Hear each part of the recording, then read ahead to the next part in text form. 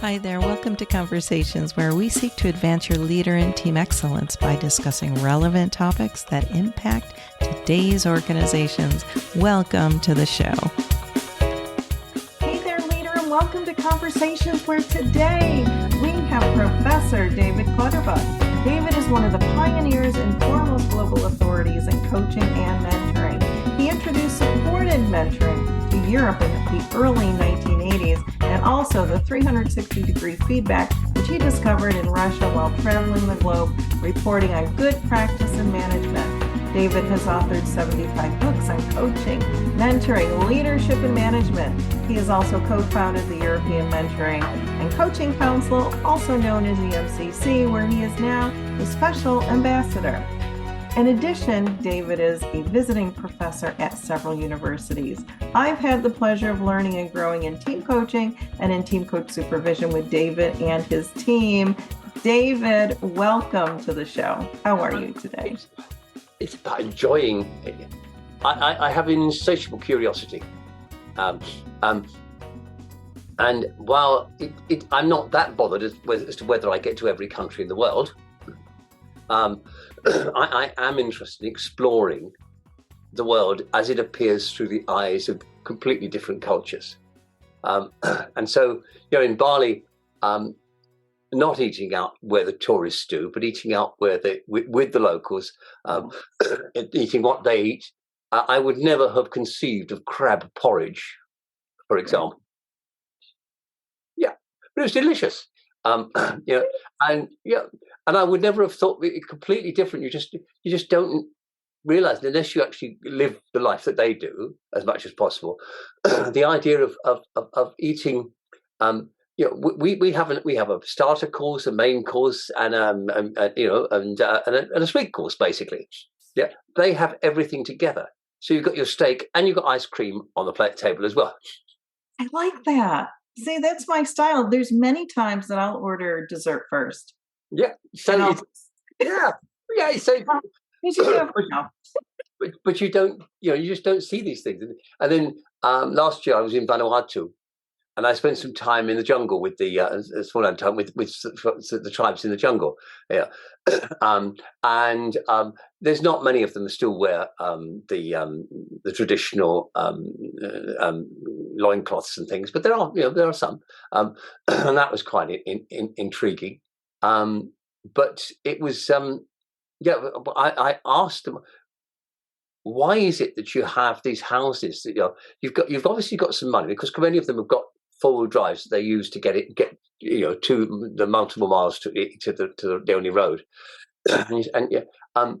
but you've got these lovely plots, these lovely gardens, and then you've got these tin shacks that you live in. Oh. And they said, well, look at it from our point of view, basically. I said, well, look, we spend most of our time being outdoors. We commune with the forest. We are, that's what where we feel comfortable. When it rains, we've got, we just go and stand out under the shelter, and because it's still warm. And anyway, if we built, expensive houses and spend all our time on those, along comes the next cyclone and blows it away. So it blows away a few tin sheets. Okay, who cares? Right. Put them up again. Start over. Yeah, and what a completely different philosophy. Yeah, that's amazing. And I know that when I first heard you said something, and this was a few years back, and you said, you're never too old. And I remember, I'm like, oh my goodness, he's speaking to me. Yeah. And so it's a wonderful demonstration, all that you do, and whether it's your volunteer work or your curiosities or your teaching, your training, your coaching, how do you craft out the time to do all that you do? I think I'm always active. And I'm always thinking about something. I'm always writing about something. I like, I ice skate a couple of times a week, keep myself fit. And I'm always looking out for the next little adventure. So there's no shortage of things. If you're looking for them, you'll find them. They'll come to you. And having 6 grandchildren is wonderful, because I love being a grandma. It's brilliant. So I took my eldest grandson last year to Paris to help him learn his French. He was 14 then, and getting him to do all the talking as much as possible. I mean, stepping in when I needed to. But what a wonderful experience! 14-year-old. Okay, so we have to get from the station to the hotel. You're in charge. Yeah, and it's great to do those things. And then he and his younger brother and his dad, we all went skiing just a month or so ago. Yeah, and again, it's wonderful to be with them and to watch them growing in confidence and skill. And knowing that my days of I still go pretty fast, but not stupidly fast. But knowing that that I have to take it easy and calmly is okay. Now I can actually I really enjoy every minute of it because I'm actually savoring the feel of the skis on the snow. I'm savoring the viewpoint. So it's the same. I mean, I've skied for many years, but now I'm skiing from a different perspective of curiosity. Even just that is pretty amazing to have that mindset shift of before, yes, you were skiing, and now you're really taking a different lens and looking at that and feeling. That's pretty powerful. And I think we should all do that with different areas of our life, because I know that we live in the fast lane most of the time, and we're checking things off our list. We're moving on to the next thing, and instead really taking that pause and hitting that pause button. I love that. Well, in many ways, for me, it's the conversation you have with yourself that's most important. In many ways, I don't know about most of it, but it's highly important. One of the most important conversations you can have. So the reflective practice, and in our work on coach maturity, we're trying to how do coaches grow up and become much more effective and more impactful? And the answer is they reflect. They put themselves in challenging situations. They take on clients that might stretch them. They reflect deeply, and out of that reflection, they gain wisdom. And that's really where all the mentoring comes from. Mentoring is the goddess Athena was the original mentor. So the acquisition of wisdom comes from reflection on experience, either on your own or with other people. But that habit of reflection, the conversation with yourself, is really so important. And one of the projects that I have that's gradually been developing, and we're taking it very slowly, but we've been experimenting in a variety of countries, and we now have I think the final big experiment now in Australia this year. We've been basically saying, look, let's when companies hire young people, they put them into a sausage machine, and they turn out first line leaders, and then suddenly they have to teach them all how to be coaches and mentors, because everything they've learned has been completely against that. So we want to teach them the skills of being a coach or mentor in the school, and it's the 4 R: reading, writing, arithmetic, and reflection. So we have the objective ultimately of getting 5 million school age coaches and mentors globally. That's fantastic. And imagine a world if we had leaders who do stop and take those pauses and reflect. If everybody was doing that, the difference that our world could be. Yeah, if even the majority of coaches were doing that, frankly, because so many coaches just don't get it. We've done coach assessment centers. We haven't done one for 2 or 3 years now, but where we basically just observe coaches coaching, and can they hold a purposeful, insight-provoking conversation with somebody? 70%, doesn't matter what accreditation they've got, 70% of them can't do that consistently. And I was just this morning talking to somebody who's been doing coach assessment centers in South Africa. Same thing. 70% of the ones the accredited coaches they talk to cannot actually hold a coaching conversation. It's interesting. And so does that go back to the reflection? Does that go to that coach maturity? And we're saying that we're coaches, but we haven't quite arrived to where we need to be to serve best. Yeah, I mean, That it's correct? basically because they're doing coaching, not Yes. being coaches, and it's all about tools and techniques. And I think we've got an article come out shortly. What if everything we knew about coach education were wrong? Um, it's a great thesis, and there's a lot of evidence to say that we focus so much on teaching them to follow a model or a process, and all of this stuff.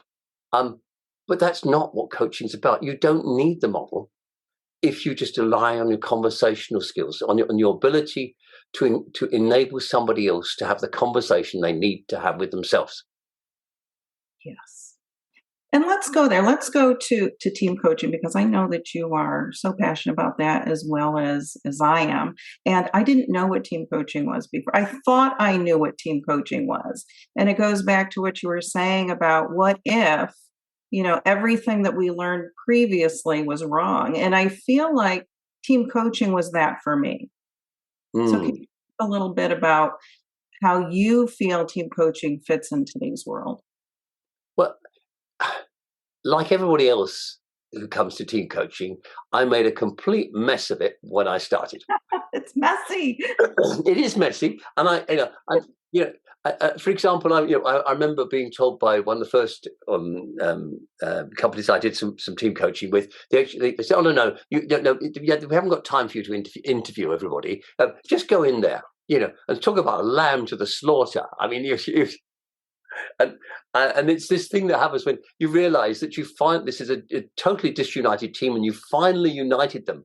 They've all gang together to hate you and blame you for everything, and and and knowing how to cope with that. I mean, nowadays that happens, and I embrace it. Mm. Now I said that's fascinating. Is this the way you do normally shoot the messenger? What do you think's happening in this team right now? The fact that you've actually come together, but you couldn't do that before, and I make them think. So the role of the team coach is to really sort of shove them off their nice, comfortable perch, Mhm. so that they have to look at themselves and see the systems within the team and around the team. And it's that, and it's all coaching and all mentoring are about clarity. Mhm. Help somebody to become clearer about their internal world and their external world. So in the internal world, what are we here for? What are our strengths? What are our weaknesses? What are our ambitions and aspirations? Um, and then the external world, what's going on out here? Who's supporting us? Who's against us? What's changing in that external world? What are the opportunities and so forth? And all we're doing in coaching and mentoring is deepening that understanding of those two worlds and then linking them together. So when we're within team coaching, we're kind of getting people to think about things through the eyes of the stakeholders. That's a classic example of creating clarity. And so, we once you have clarity, you can make better decisions. Now, you may walk away from it because clarity hurts sometimes, but that's the choice of the team. Why do you think it's so difficult for teams, but also for coaches to look at stakeholders and through that lens? It feels like so many times we're just in the moment with the team and we're not really looking at what's going on the outside. I think it's because both the team and beginner coaches tend to accept the presented issue as the issue, Mm. when what they should be doing is saying, okay, what is this a symptom of? I mean, and the classic case is you've got conflict in the team, or it's a problem between two people. No, it's not. It's just a symptom of influences outside the team that are acting on those two people most of the time. So what is happening? What's creating the propensity for those two people to be in conflict? Is it work processes? Is it different stakeholders exerting pressure on them? Is it the team leader consciously or unconsciously stirring things up? All of those things may be happening. So if you could step back from that and actually look at the system, the dynamics that are happening within that team, you can begin to see, okay, there's a lot more going on here.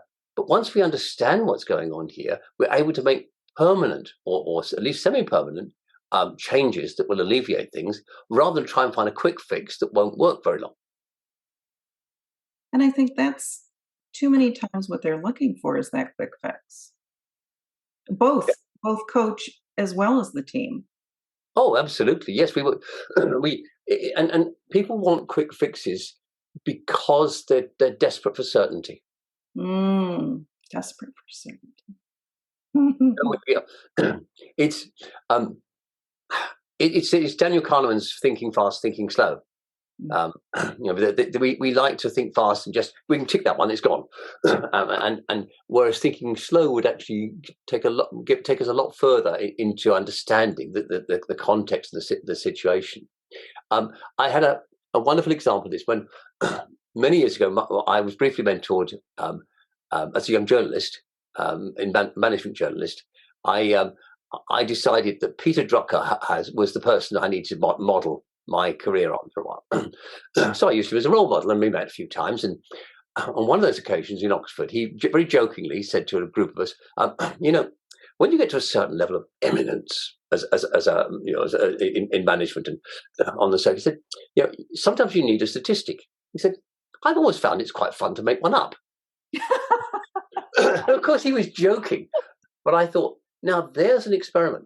So I was doing a presentation a couple of weeks later to a Financial Times conference on customer care, which I was big into and writing a lot about at that time.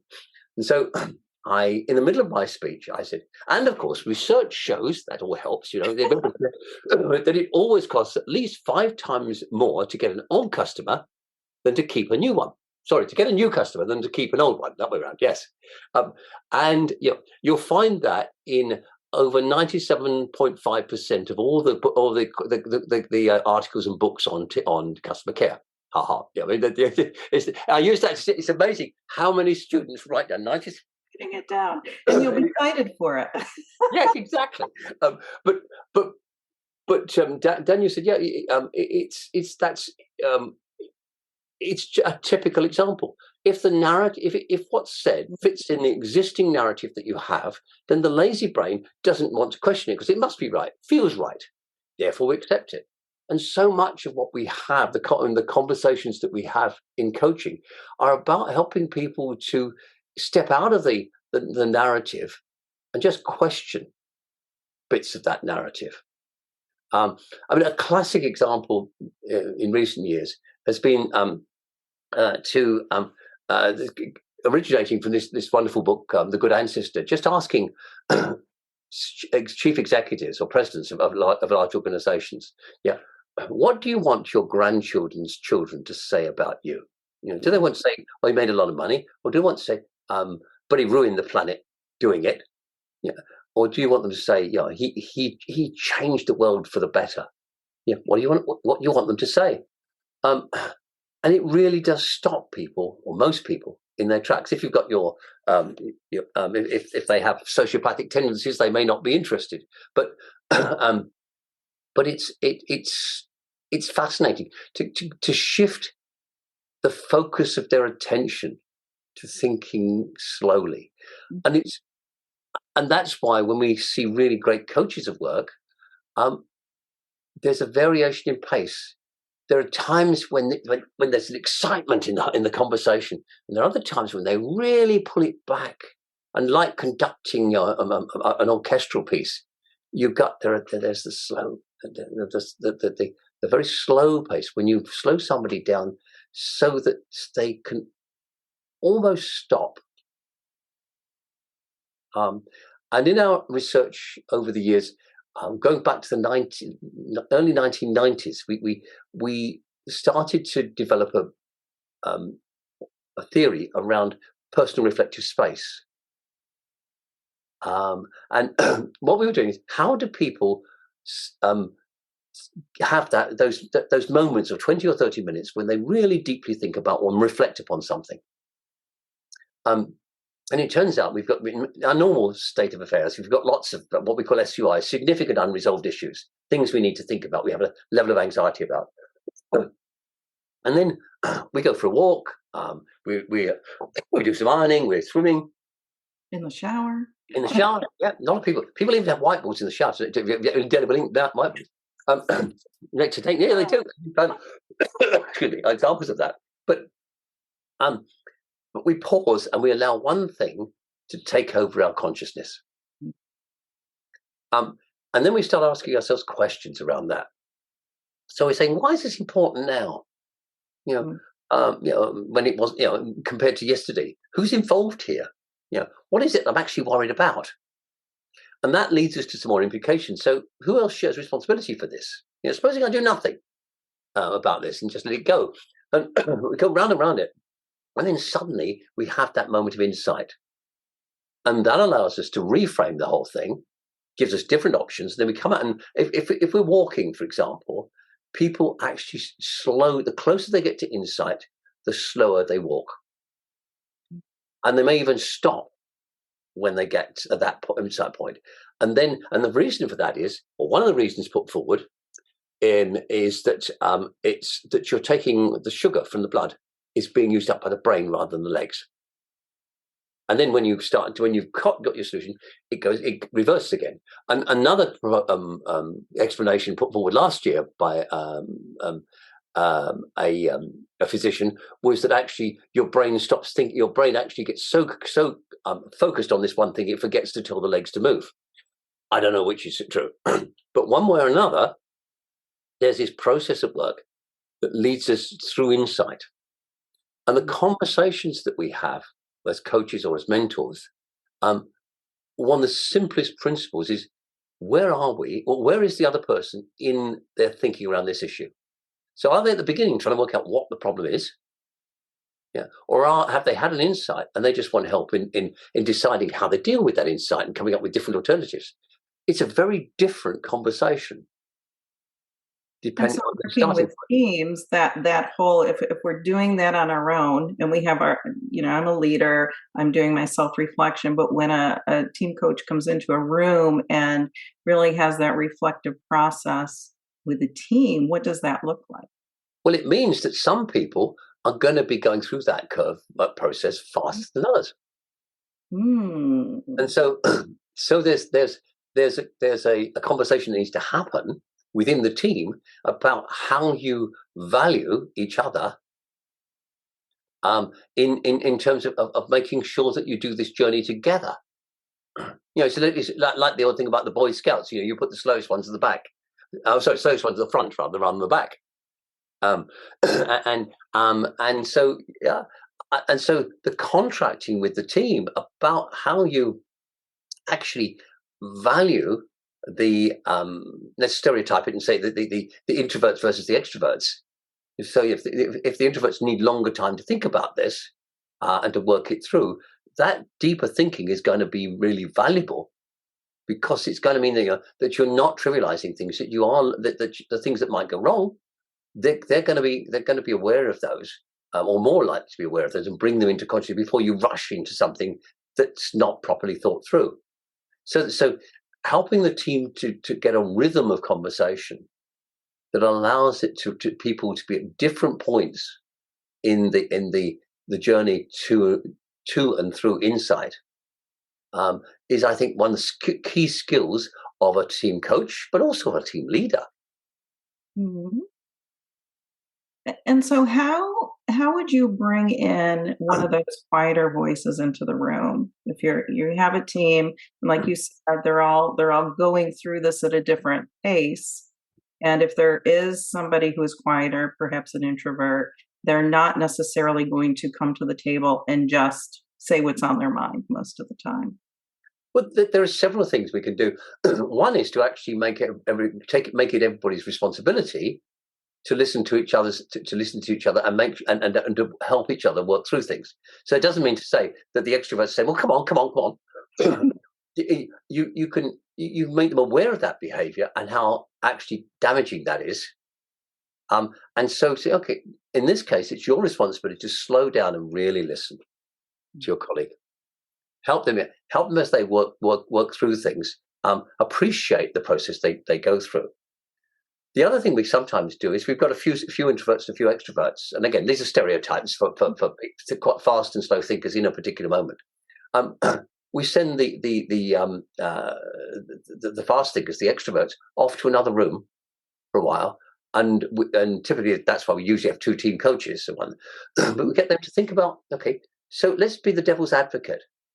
Yeah, how might this turn out to be disastrous? What are the antitheses of this? Yeah, let's come up with the other arguments and then look at the downsides of all this.